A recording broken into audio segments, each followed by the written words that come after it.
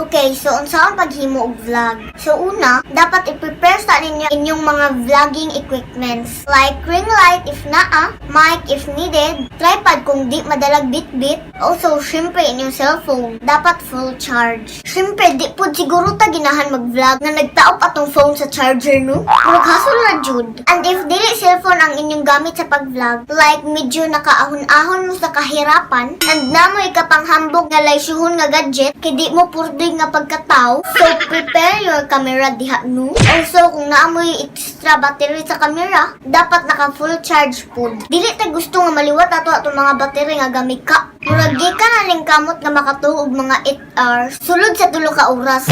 Diba? So dapat full charge inyong mga baterya dihang dapita before mo. Sure day guys, napaong jud siya. Nalubat man day uy. Mapasaylo pa ko ninyo. Pastiran.